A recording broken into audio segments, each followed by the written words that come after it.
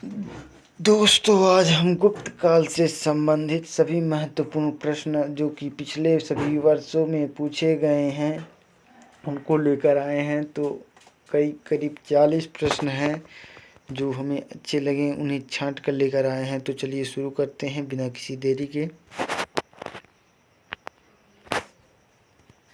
पहला क्वेश्चन है, हुनों के आक्रमण से किस राजवंश को अत्यंत विचलित हुआ था? वह था गुप्त वंश। दूसरा क्वेश्चन है, हरसेन किसके दरबारी कवि थे? हरसेन समुद्रगुप्त के दरबारी कवि थे।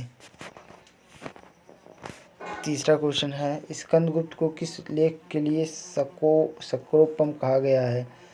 कोहम स्तंभ लेख के लिए इसको सक्रोपम कहा गया है। सांख्य दर्शन किस सिद्धांत का प्रतिपादन करता है? सांख्य दर्शन पुनर्जन्म का प्रतिपादन करता है। पांचवा क्वेश्चन है, समुद्रगुप्त को भारत का नेपोलियन किसने कहा था? V.A. स्मिथ ने समुद्रगुप्त को भारत का नेपोलियन कहा था। छठवां क्वेश्चन है, समुद्रगुप्त के प्रयाग प्रशस्त के स्तंभ लेख में किस शासक का उल्लेख मिलता है? समुद्रगुप्त के प्रयाग प्रशस्त के स्तंभ लेख में जहांगीर का उल्लेख मिलता है।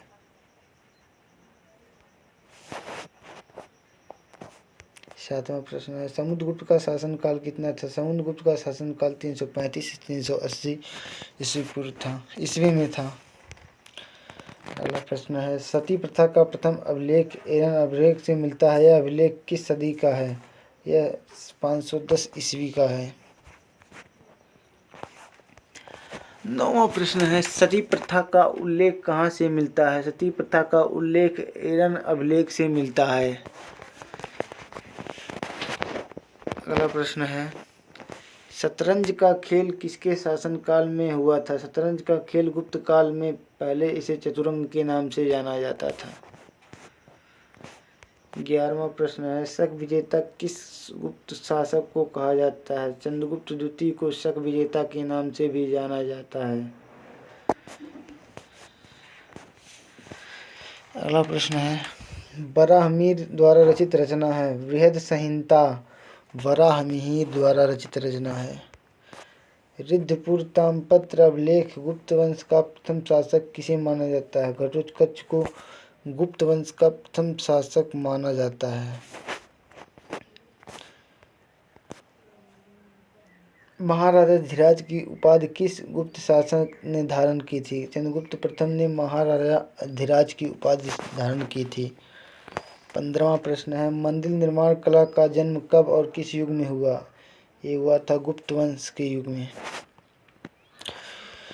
16वां प्रश्न है, भारत के किस रचना सर्वप्रथम यूरोपीय भाषा में अनुवाद किया गया था? अभिज्ञान शाकुंतलम का सर्वप्रथम अंग्रेजी भाषा में अनुवाद किया गया था।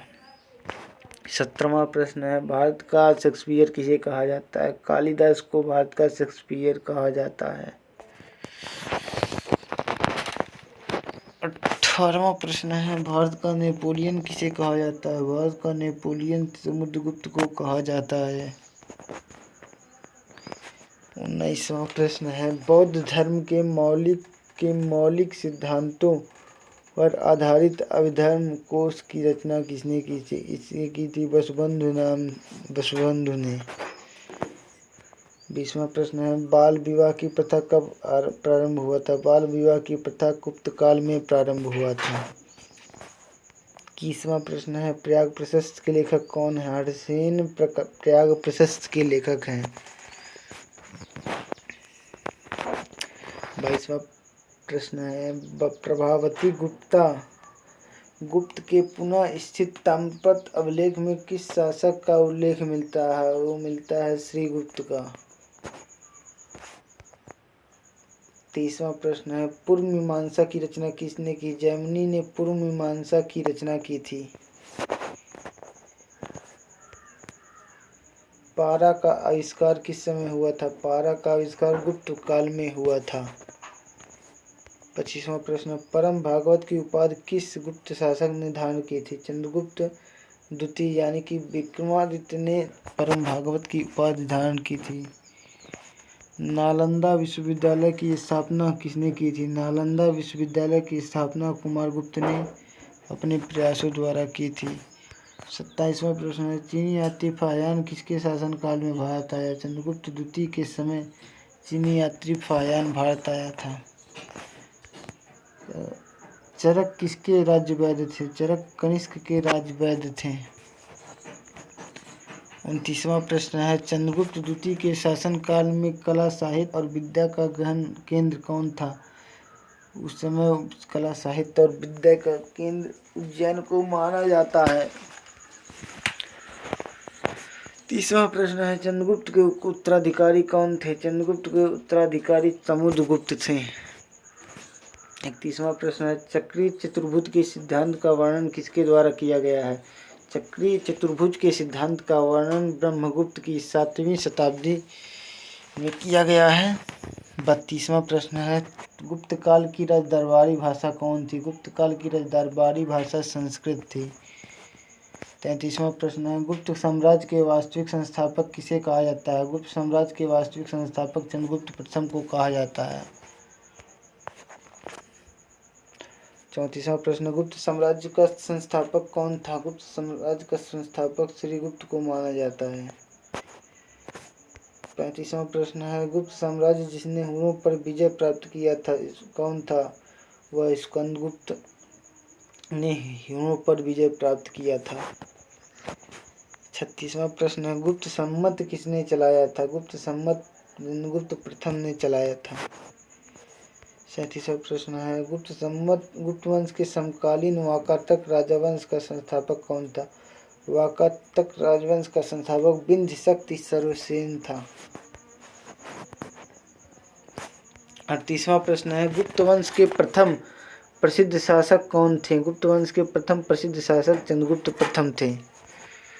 39वां प्रश्न है, गुप्त वंश के किस शासक ने विक्रमादित्य की उपाधि धारण की थी? गुप्त वंश के चंद्रगुप्त द्वितीय ने विक्रमादित्य की उपाधि धारण की थी।